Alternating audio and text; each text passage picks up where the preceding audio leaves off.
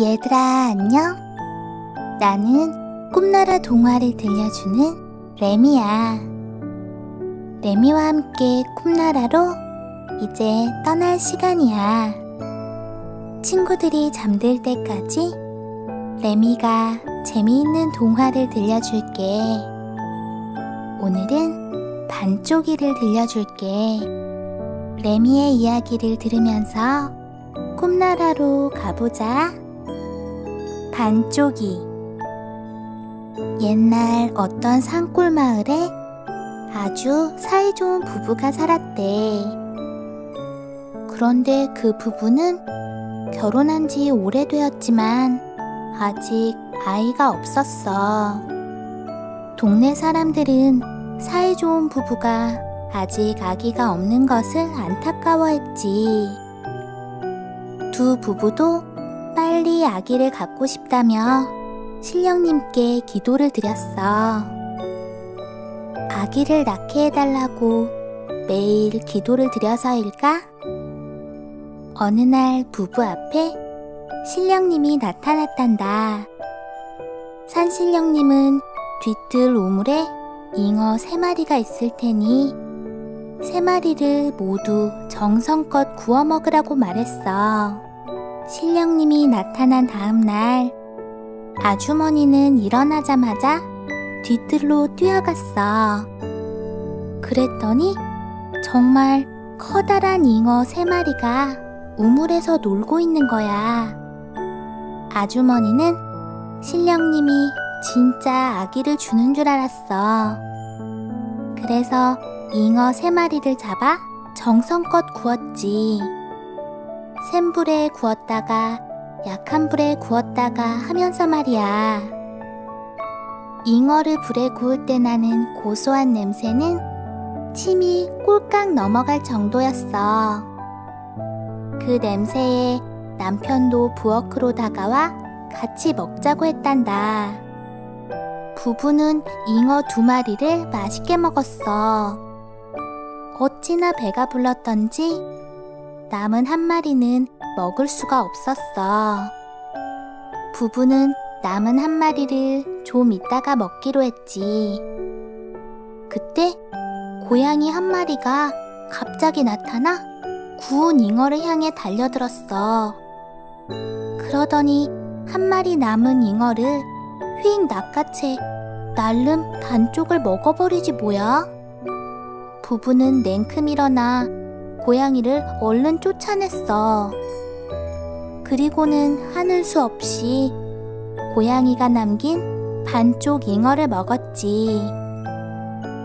그리고 얼마 뒤 아들 셋을 낳았어. 첫째, 둘째 아들은 본래 모습 그대로 아주 건강한데 막내 아들은 몸이 이상했어. 눈도 하나, 귀도 하나, 팔도 하나, 다리도 하나만 있는 반쪽이었지. 그래도 부모님은 반쪽이를 형들과 똑같이 예뻐해 주셨어. 반쪽이는 형들처럼 무럭무럭 건강하게 잘 자랐단다. 반쪽이는 모든 게 반만 있었지만 형들보다 힘이 더 셌어. 게다가 부모님의 일을 다른 2 형들보다 더 많이 도와드리기까지 했지. 세월이 흘러 3 형제는 나란히 과거 시험을 보러 떠나게 됐어. 그런데 반쪽이의 형들은 반쪽만 있는 반쪽이랑 함께 가는 게 창피했단다. 사람들한테 놀림을 당하는 게 싫었던 거야. 고민하던 2 형들은 반쪽이를 바위에 묶어두기로 했어. 반쪽이를 커다란 바위로 유인한 뒤에 반쪽이를 꽁꽁 묶기로 한 거야. 형들의 꼬임에 넘어간 반쪽이는 결국 커다란 바위에 꽁꽁 묶이게 되었지. 반쪽이는 형들에게 따졌지만 2 형들은 얼른 길을 떠났단다. 하지만 반쪽이가 끙 하고 힘을 주니 바위가 번쩍 들려졌어. 반쪽이는 바위를 짊어지고 집으로 돌아갔지. 부모님들은 반쪽이를 보고 깜짝 놀랐어. 형들이 이 바위를 주면서 아버님, 어머님에게 이 바위를 의자 삼아 편안하게 쉬시라고 했어요. 걱정하시는 부모님들께 반쪽이는 거짓말을 했어. 반쪽이는 바위를 집에 내려두고 형들의 뒤를 쫓아갔지. 형들은 금세 뒤따라온 반쪽이를 보고 깜짝 놀랐어. 못된 형들은 이번에는 커다란 나무에 반쪽이를 꽁꽁 묶고 자기들끼리 떠나버렸단다. 하지만 이번에도 소용이 없었지. 반쪽이가 끙 하고 힘을 주니 나무가 뿌리째 쑥 뽑혀버렸거든. 반쪽이는 나무를 짊어진 채로 다시 집으로 돌아갔어. 형들이 이 나무를 주면서 아버님, 어머님께서 이 나무 그늘에서 편안하게 쉬시라고 했어요. 반쪽이는 지치지도 않고 형들 뒤를 다시 쫓아갔어. 다시 돌아온 반쪽이를 보고 형들은 아까보다 더 깜짝 놀랐지. 형들이 이번에는 깊은 산속으로 가서 반쪽이가 길을 못 찾게 하기로 했어. 거기다 길가에 있는 질긴 칡넝쿨로 묶어두기로 계획을 했단다. 결국 두 형들은 계획대로 반쪽이를 칡넝쿨에 꽁꽁 묶어서 깊은 산속에 혼자 있게 두고 쏙 가버렸단다. 혼자 남은 반쪽이는 다시 끙 하고 힘을 줬어. 이번에도 칡넝쿨은 쉽게 툭툭 끊어졌지. 그런데 호랑이 여러 마리가 어느새 다가와 어슬렁거리며 반쪽이를 보고 있었어. 곧 호랑이들은 반쪽이한테 으르렁 소리를 내며 달려들었지. 하지만 반쪽이는 호랑이를 봐도 무서워하지 않았어. 반쪽이는 호랑이가 달려들 때마다 한 손으로 퍽퍽 호랑이를 때려잡았지. 반쪽이 옆에는 반쪽이가 잡은 호랑이가 한 마리, 두 마리, 세 마리 자꾸 쌓여갔어. 얼마 지나지 않아 반쪽이는 자신에게 달려들었던 많은 호랑이들을 다 잡았단다. 날이 어두워지는 것도 모를 정도로 많은 호랑이들을 잡았지. 어느새 밤이 깊었어. 반쪽이는 하룻밤 잘 곳을 찾았지. 얼마 지나지 않아 커다란 집을 만났어.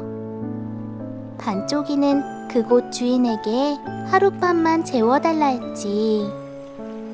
반쪽이를 본 집주인은 깜짝 놀랐어. 반쪽밖에 없는 반쪽이가 엄청나게 많은 호랑이 가죽을 가지고 있었기 때문이야. 반쪽이의 호랑이 가죽들이 탐난 집주인은 반쪽이가 자기 집에서 묵어도 좋다고 했어. 그러고는 웃으며 자기하고 내기 장판 두면 어떠냐고 물었단다. 반쪽이는 무엇을 걸고 하는 거냐고 되물었어. 집주인이 말했어.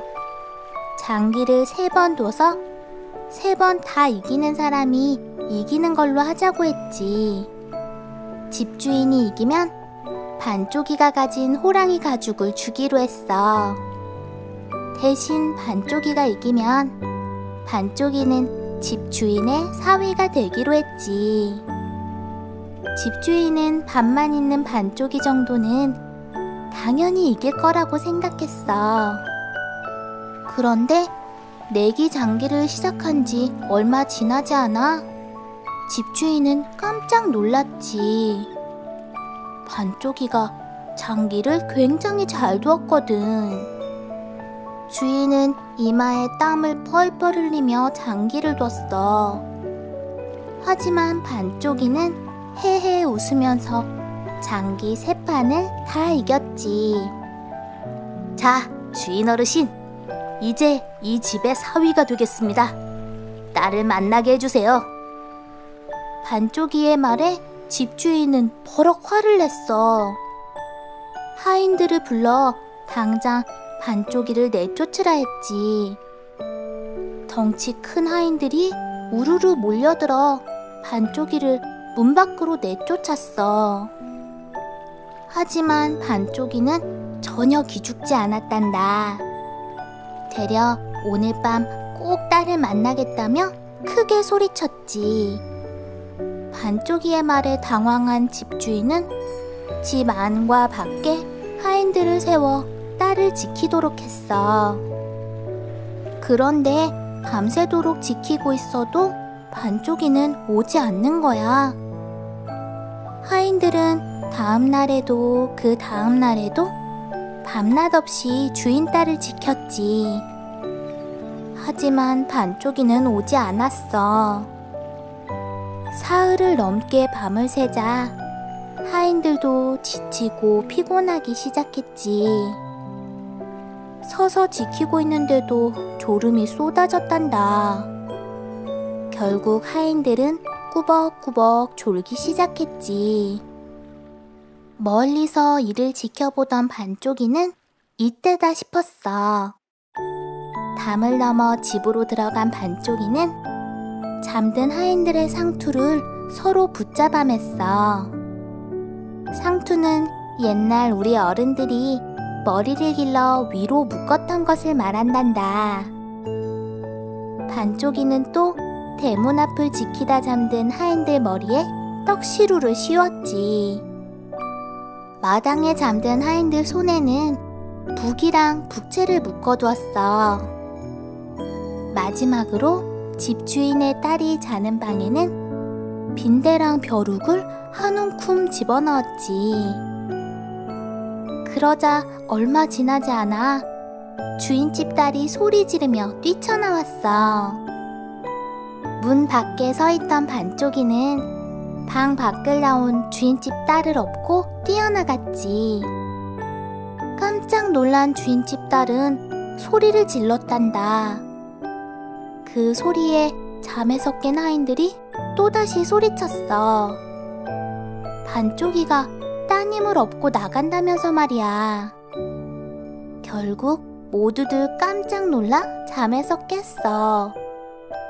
하지만 잠든 하인들은 자기들이 어떤 모습인지 알지 못했지. 상투가 묶인 하인들은 머리를 양손으로 감싸고 아프다며 소리쳤어. 떡시루를 쓴 하인들은 앞이 하나도 안 보인다면서 소리를 질렀지. 손에 북과 북채를 든 하인들은 정신없이 북을 쳤어. 주변에서는 귀 떨어지겠다며 그만 치라고 했지. 하인들은 반쪽이가 나타난 것을 알고도 잡을 수가 없었단다. 한참을 달리던 반쪽이는 조용한 곳에서 주인 영감의 딸을 내려놓았어. 그리고는 사과를 했지. 많이 놀라셨죠? 무례를 저질러 죄송합니다. 아가씨, 괜찮으시다면 저와 결혼해 주시겠습니까? 주인집 딸도 반쪽이가 좋았는지 수줍게 얼굴을 붉히며 고개를 끄덕거렸어. 두 사람은 결혼해서 알콩달콩 행복하게 잘 살았대.